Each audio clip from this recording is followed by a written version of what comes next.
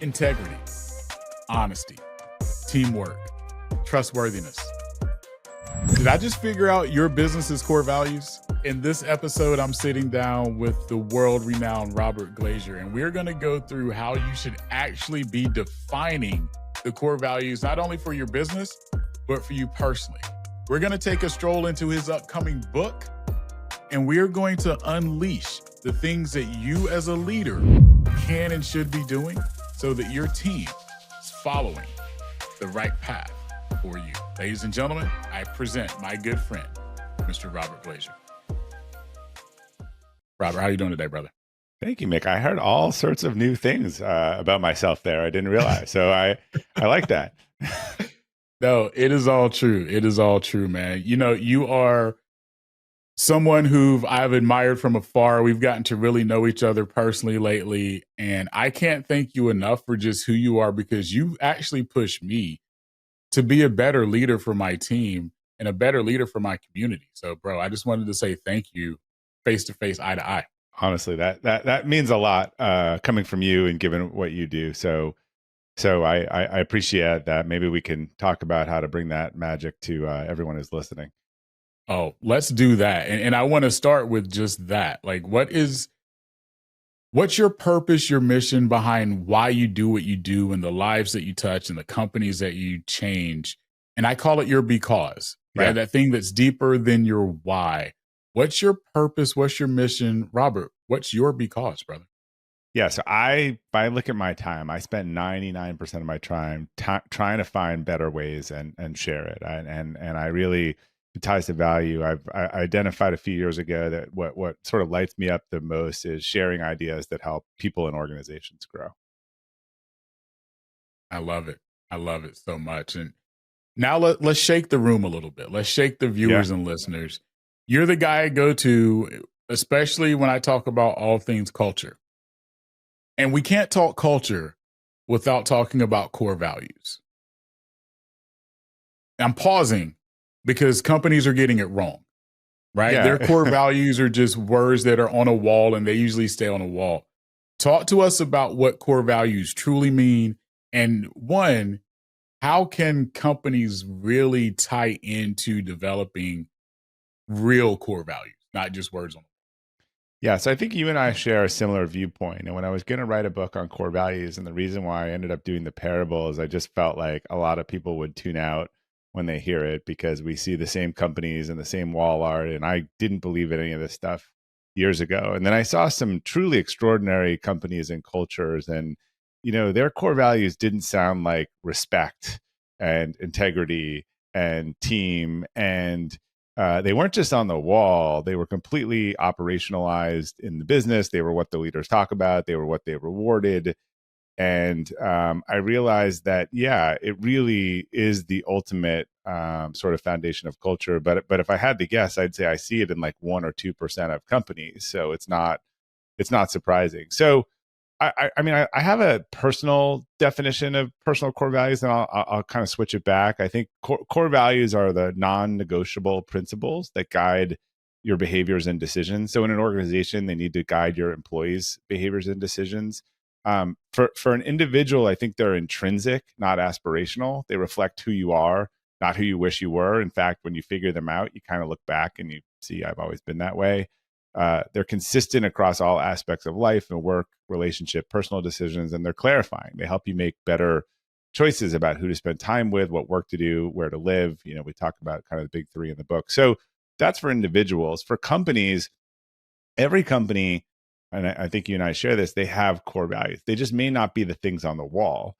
We're training a puppy, right? And we have, you know, good girl and bad girl, and sort of all that's what happens. It's the behaviors that you reward are ultimately the core values and the culture. And so sometimes those match what's on the wall. Most times they don't, but they kind of exist. Because if you start asking people, all right, what's the type of behavior around here that gets rewarded or doesn't, you'll very quickly get answered. And that's why it was pretty funny when Enron was going out of business, pretty much, you know, they had integrity and respect and those things, when really the core value was probably like act, don't ask, and, you know, be incredibly aggressive. Right. That's actually what got you a bonus or got you Yeah. a promotion at Enron. So for the viewer or listener right now that's like, oh, Robert, that makes a ton of sense. I'm looking at my wall right now and I see integrity and trust and teamwork. How do they take integrity, trust, and teamwork and turn those into actionable core values? So when I've done sort of consulting work with organizations on this, we end up talking to their employees and we ask them a lot of behavioral based questions to try to understand what are the behaviors that you value most in your peers. And then we look at the core values and we say, which one of these rings true to you and which one doesn't? And we're trying to solve the say do gap. So there's Yeah. some stuff that the company's saying that it's not doing. But then it's interesting. Employees can always identify a couple things that like they really love or they value in their peers, or that's kind of a prized behavior that's not being said. And Yeah. so we can align those things and we can kind of update the values and we can move away from one word and we can run them through the rubric of it's got to be action oriented and decision and it's got to be something you would say to someone, you're doing a good job at this and you're not. But at the end of the day, if leadership isn't bought into that and doesn't hold that accountable from the top, it's really not going to matter. My favorite email I got this year was from a hospital system that we had worked with to refine their core values, and someone who came into that from a different group that I had helped him before. And it was funny because we have these values, and they always love their acronyms. And I won't tip off here, but there was a guy, he really wanted heart as one of them. And I'm like, can you tell me one of the things under heart? Can you remember what it is or tell me how it's, rewarded? So we spent a lot of time looking at, particularly in a teaching hospital, and it was, there was like, elevate yourself with others. Like that was like a core thing that needed to be in a teaching hospital that they wanted to do. And so my favorite email I got was, I said, how's it going? It's been 4 months since we did this whole thing and you rolled it out. And they said, look, it's going great. Here's what's going on. We just instituted behavioral based interview questions that align to our core values. We actually have this newsletter where we're doing core values shout outs.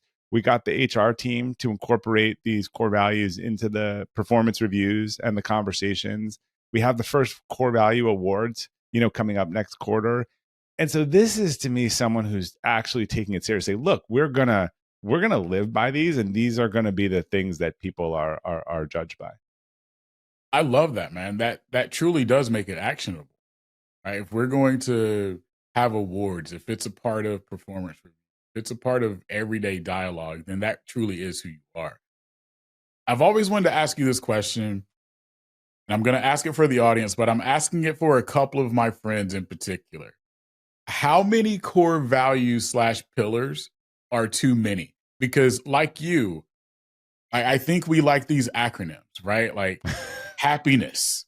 Well, to me, that's far too many core values or pillars that you need to have, right? Well, you'll see some corporations. I remember a fancy hotel chain years ago, and they were kind of an exemplar for their values. And the guy pulled out the card, and there was a thing, and it was service. And he read the thing. I'm like, if you need a card, you're kind of already losing. Like in our company, everyone knew own it, embrace relationships, and excel and improve.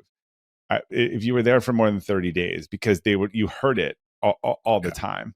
And look, we had 3 in our company. I have 5 personally.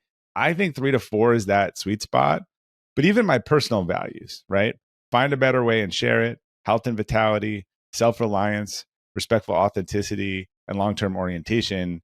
I remember them. And it's important to remember them because when someone brings something in front of me, that's my litmus test. So I like 3 to 4. I'm sure you've seen in business like goals and stuff. There's something magical about 3. But Yeah. four's not a bad sweet spot.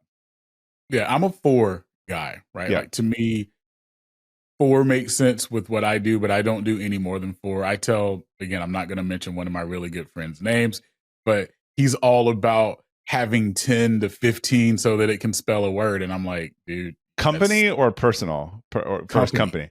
Yeah. Company. Like at that point, you've lost honestly, anytime you hear an acronym with a core value, see if people can get more than one of the things in the underlying. They always remember the acronym. I was in this hospital and I won't give it away. They had the badge with the acronym on it that they all wore every day with them on the back. And when I asked people to tell me what they were in the meeting, I couldn't get anyone who could like recite them all off because it was on the badge, but no one ever mentioned them. Or if it was on your performance review yesterday, if someone had a shout out for you or a nominate like that, you're going to know what it is. Right. Yeah. I mean, that's the difference. Yeah. And another one of the things that, and just so everybody listening and watching understands, Robert and I are here to help you today. We're gonna break some old truths and redefine. We'll get into the one words too. Yeah, that'll be right. Robert, you know this about me. I'm not a believer in mission and vision statements. I'm a believer in because statements. Yeah, because I feel like, again, if you and your team and your clients don't understand your mission and vision, then you really just had a marketing company come do something that sounds cool. Like, our vision is to be the number one trusted fill in the blank in our space. Our mission is to fulfill our community with fill in the blank. Everybody sees that, everybody hears that, but no one really understands it that works with you, that works for you. My personal feelings though, Robert, I'd love to get your take on the traditional mission and vision statement. Well, first of all, if you ask companies, most people get them backwards. They think the vision's in theory, the one's supposed to be kind of a 10-year view and one's supposed to be kind of a 3-year view. Like one would last forever. I similarly like the why, which is a version of the because. Like, why, we looked around our team like, okay, screw all the like, why do we get up every day? And we were like, because we think we can make things better, right? We think we can make our clients' businesses better and the community better, our employees better, and just, you know, a much more direct thing. I don't hate, like most things, I don't hate them if they're actually well done, but again, they're usually marketing that people never see again. And if you can't recall it, and if you're not using that day to day, then it doesn't have a lot of teeth. So the problem is that as we talk about this, is the majority of the examples are the performative ones, not the people actually doing it well. Mm-hmm. Another thing I love about you, because we share some similar thoughts here. And I want the audience to hear the thoughts from Robert Glazer himself. I believe that we've become addicted to hustle and the hustle culture. And I have this saying, hustle without strategy is just burnout. Yeah. How do you help people balance high performance from burnout? Yeah, I have very similar views on this to you. I think this is where the notion of personal core values and look, they are distinct but related to company core values. Companies have things that they value. The book I wrote is about understanding your personal values so you can see which of these situations to attach or to detach. And I think burnout comes from when you're doing stuff that really doesn't align with your value. It's not the amount of time, because there's stuff that you and I could do that we would do it for 8 hours and for free, and we're in a zone and it feels great and it's energizing, and that's usually kind of value aligned. I think the other thing that high achievers really struggle with is just making everything about a destination. And then unfortunately the destination doesn't provide the view that one thought would make up for all the journey. And instead of sitting and contemplating on that, what do high achievers then do? They think, oh, I just have to pick a new destination that's higher, and that will make it all worth it. And I kind of think like the anecdote to that is to focus on what are you doing? Like, focus on the climb, like not the destination. And doing the climb, it doesn't mean that it's easy, but think about, you know, just what work and what thing that you could do that would feel really good. That doesn't mean it's fun every day. You and I are both launching books. It is, as much as I love this book, it is like the hardest, most exhausting thing I've ever done. So, but I'm willing to push through because I believe in the topic. So yeah, I think that's where a lot of people, they're getting kind of bullied into a climb or a summit that isn't something that they really want to be doing. Agree completely. And you just opened the door for me to talk about you. You're my friend. So this is a little hard in a good way. Yeah. You are also one of the best authors that I know. You got to read more books then, you know. I read a lot. I read a lot. I read a lot. And here's why. Because every book that you've written, from Elevate to Elevate Your Team, and I'll list them all in the show notes and descriptions with links. Because if you're a leader, you need these books. If you're a manager, you need these books. If you're an entrepreneur, you need these books. If you're a significant other, if you're a parent, if you're a community leader, you need these books. But what I appreciate is that you give clear roadmaps. You're not just writing from thought. You're literally writing as if you are helping the person that's on the other side of that book. And so I wanted to give you kudos for that, because you have genuinely, I mean, I said it in the opener, you've genuinely changed me as a leader, me as a community leader, because I can put the principles of the things that you talk in action, or the things that you write in action. I want to start with Elevate before we go to the new one. Yeah. So we've got Elevate. There's an interesting line of how that leads to this. So that's interesting. Yeah. So Elevate, and then Elevate Your Team. Walk me through, or walk the listeners and viewers through, why you decided to write the book Elevate, obviously. Because there has to be a purpose to do it. You just don't wake up and say, yeah, I'm going to write a book. Because I tend to be pretty direct. I wrote the book Elevate because the book I wanted to write got rejected by everyone, which is actually a learning. So I had this Friday Forward newsletter, which you mentioned before, and I had all these people who love these stories, and I was like, I'm going to write a synopsis. I'm going to take the 52 best stories once a week, and I'm going to pull them out. I'm going to create a book. And so I pitched it to a lot of agents, and everyone's like, look, publishers don't like compilation books. And then one agent said to me, look, I love your writing. I love these stories. Publishers don't like compilation books. However, I think there's like something deeper in here. Like, what is the story behind the stories? I would encourage you to think that. And so I spent 18 months kind of writing and going through it and being like, okay, I've been writing these stories. They've been resonating. Why am I doing it? What is it? And that whole soul searching came up with, this is about building capacity. And if I look at all of these stories, they fall across one of these 4 dimensions of building capacity: spiritual, intellectual, physical, and emotional. And that became the framework for the book. And then rather than going and grabbing the individual stories, I actually did publish that book later on. But I went and took the thematic things and organized it around that principle. So Elevate was how to build your personal capacity, because I think a lot of growth these days is kind of steroid artificial growth. We grow from growing from within, not because we're dragged into a growth situation. And how do you start with the spiritual piece, which is, again, your values and what you're good at. And that led me to the problem of everyone saying, hey, I'm with you on this core values thing, and how do I do it? And I'm like, well, don't have an easy thing to send you. Intellectual capacity, which is how you learn, plan, execute, get better. Physical capacity, which is your mental and physical wellness. And emotional, which is how you relate to people and the locus of control and all the things kind of outside of you. So in Elevate, it was about how you apply it to yourself. And then in Elevate Your Team, it was the same framework, but how do you apply this as a leader in an organization? How do you build a team that builds capacity? Okay. And you said, and now that I understand the purpose behind it, the compass within ties it together for me.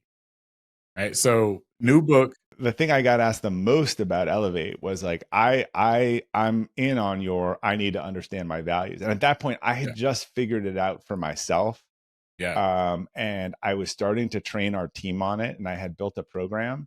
And I was like, look, I can send you some resources, but they're not good. I spent 3 months going all through them. I'm teaching it to my team, but it's not super easy. I don't have a quick fix because it just wasn't out there for me. And so I went and kind of built it. And so what happened was eventually I turned it into that curriculum into a course, because I was like, this is really working. We're using it in leadership training. People are figuring out what they value. They're getting comfortable leading from that authentically. I love the outcome this is getting. I'll turn into a course. I shared it with a lot of people. Thousands of people have taken that course. They've sent me notes from all around the world. Like, I've quit my job. I did that, like, awesome stuff. And I was like, Mm-hmm. I need to get this to more people because too many people won't jump into a course. And I was like, I want to write a book, but I had this vision, Mick. Like, I tell a story of literally like being in Barnes and Nobles and my book called On Values, on the shelf, and everyone walking by it and no one wanting to pick it up, being like, I'm not gonna pick a book on values. I just was like, I have this framework. I really believe it's different. It's gonna be boring to read as a Yeah. non-fiction book. And things happen in life, like getting rejected from the Friday Forward book. And my daughter was joking to me one day. I push my kids a lot to do things outside of her comfort zone. She's like, you're Mm-hmm. Mr. Nonfiction. You read nonfiction, you write nonfiction. Like, you should write a fiction book. That would be hard for you. And I was also finishing one of Patrick Lencioni's books, who I love. And I was like, I actually think this would work well if I could show it in a parable format. And I have no idea how to do that, but I'm willing to give it a try. And that's basically how the book was born. Wow.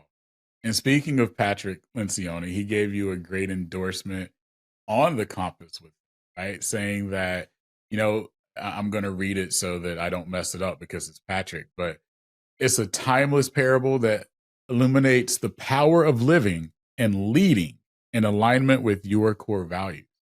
That's powerful. When Patrick Lencioni says that about your book, like when you saw, or when he reached out, or when you reached out and he wanted to do an endorsement for you, how did that make you feel, man?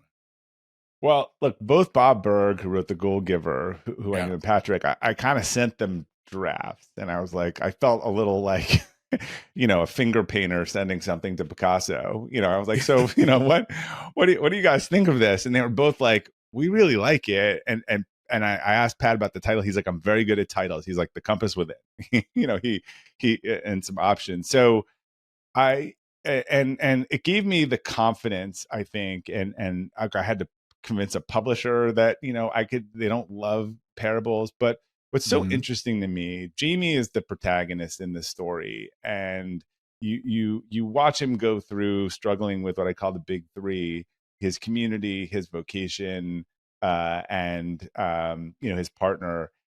And the people who have read the book and the early book, they all say to me, like, oh, I saw him. I had, like, they just see themselves in James. They remember that Mm-hmm. conversation with their boss, that thing in their town. He just kind of serves as a mirror.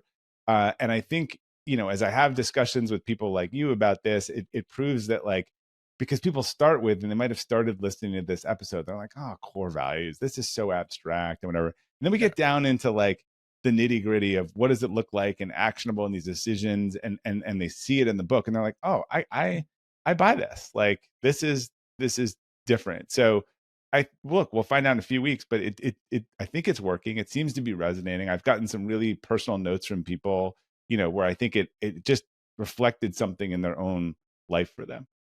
Yeah. I dig it. Let's give the audience, the viewers and listeners, just a couple of parables that you have in here as it relates to those values. Yeah, you mean a couple of the stories, Yeah. from it? Yeah. Yeah. So Jamie is a young up and coming 20-year-old. He's engaged, and his boss, who he loves, leaves his work, which gives him some opportunity, but also exposes him to the company and the culture in a way that he hasn't before. And so he has this opportunity, but he also has some things that feel a little bit off. At the same time, he and his fiance are sort of getting married. They're trying to figure out where to live. They move to this young up and coming town that they thought would be perfect, but there's some fissures in the culture of the town they identify. And he's really kind of struggling with all these things. And I won't give away too much, but he Yeah. connects with a mentor, basically. And the framework that I had built all these years on how to discover your core values, and that framework is given to you in the last chapter of the book, but you watch the mentor and Jamie go through it live, and sort of how that comes out, and the stories, and And look, my experience having done this work now with thousands of people is like, you and I have talked about this a little bit. I've had some like emotional conversations with podcast hosts as part of this, where they're deep stuff. It's usually some childhood thing where we are running away from something that was a little painful for us, or we are trying to double down on something that was really important for us.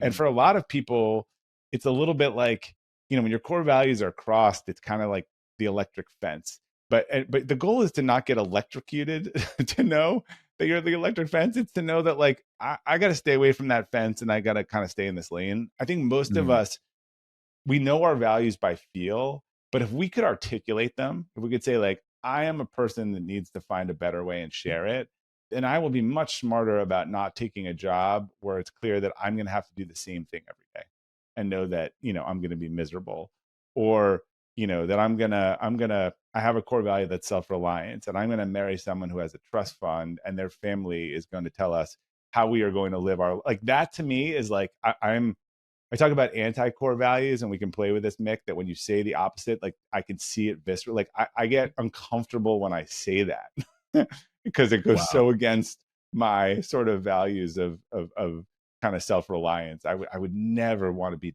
dependent on someone and have them telling me what I could do and what I couldn't do. I love that, dude. I love that. For the viewer listener that is a leader, what are they going to get out of the compass with? Yeah. So here's the thing. I think a lot of people think this concept is abstract, but let's say whether you're a leader of a team or even a CEO, let me kind of talk about what's each. One, as a leader of a team, you are going to lead from your core values, whether you realize it or not. Having done this work with thousands of people over 10 years, they're either driving the car or these things are driving for them. And it's a huge difference in how they show up as a leader. But some interesting stats. So almost half the employees in the US and the UK say they're considering leaving their company because it doesn't exemplify their personal values. So that's pretty interesting. It's really important to them to connect their values to their work. Gallup said that employees who perceive a strong alignment between their values and their organization are 56% more engaged. And another study found that leaders who talk about their core values and live by them, that's a big and, or it's probably the opposite, are trusted 3 times more.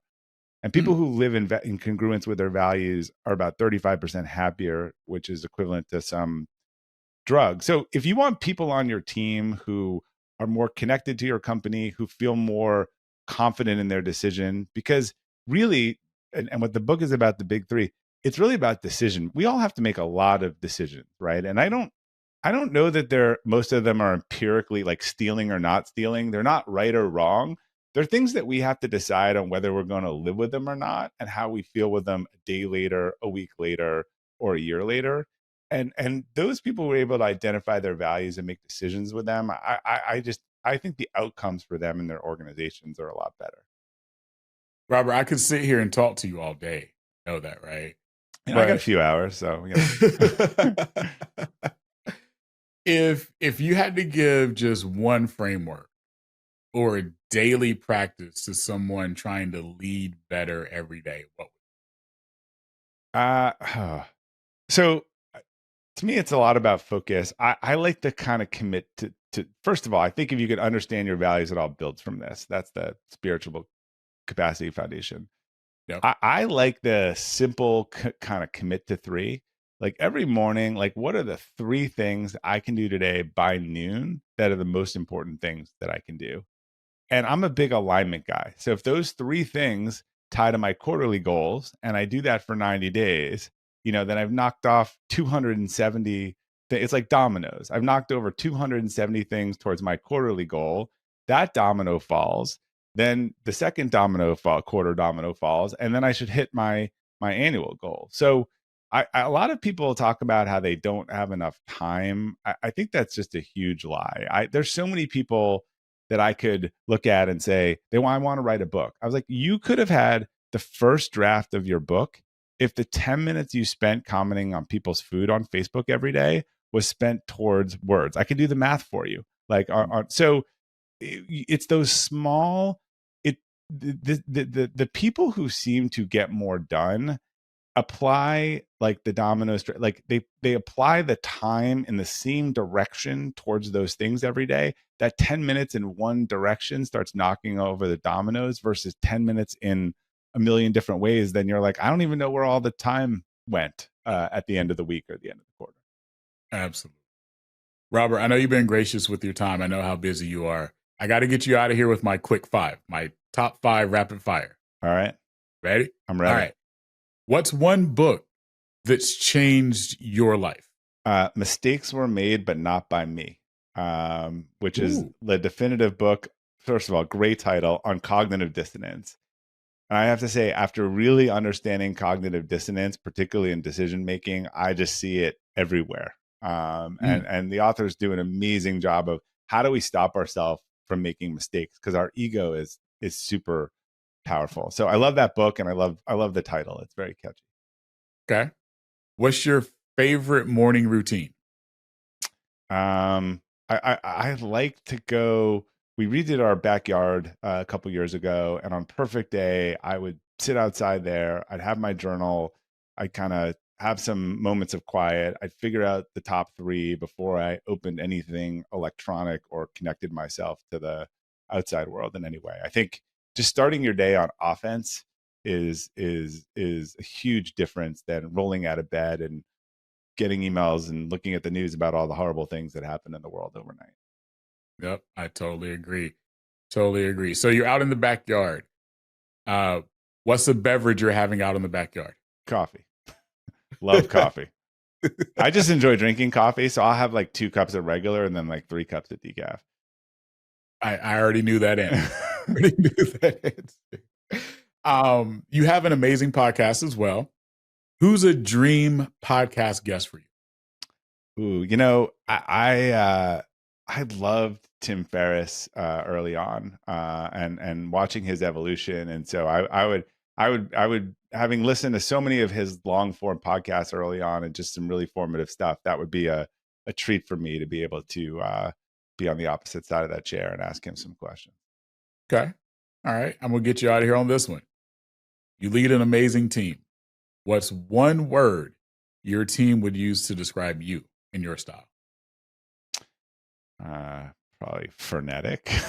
if they had to say, I hope they would say like authentic, right? I am very flawed. There's some things I don't do well. There's some things I do well, but I don't ever kind of pretend to be anything that I'm not, or I think life would be so much easier if what we were thinking is what we were saying and what we were doing, understanding that like it's not for everyone, right? I'm not for everyone. Other people are like that. We get to all decide which types of folks we connect with and share value with. Yeah, it would probably be frenetic, but maybe I hope it would be authentic. Okay. No, I dig it, man. I dig it. Again, brother, thank you so much for your time today. The Compass Within is available now. Make sure you're ordering it. I don't care if it's Amazon, Barnes & Noble, Books A Million. Definitely go to your local bookstore if you can and support them. That's a great way to support authors, is buying at your local bookstores. Robert, where can people find and follow you? Yeah, and Mick, thank you for sharing that. And look, that course I told you about that we've been selling, we're just giving it away if you buy the hardcover this week. So at compass-within.com, on the page, you just put in the order number, order from wherever you want, give us the order number, we'll send you the course. I'm trying to have 1 million people figure this out. So they can go to compass-within, or they can go to robertglazer.com. That's where Friday Forward is, and that's where podcast is, and all that stuff is right there. So, and I'd love to hear from everyone. We will make sure we have links to everything in the show notes and descriptions. Robert, love you, man. I appreciate your time. I appreciate what you do and mean to me personally. So just thank you for being the authentic, frenetic person that you are. Thank you, Mick. All right. For all the viewers and listeners, remember, your because is your superpower. Go unleash it. You've been plugged into Mick Unplugged. Don't just listen, take action. Rate and subscribe. Follow me on social and get the full experience at mickhuntofficial.com. Keep building, keep leading, and most importantly, keep dominating.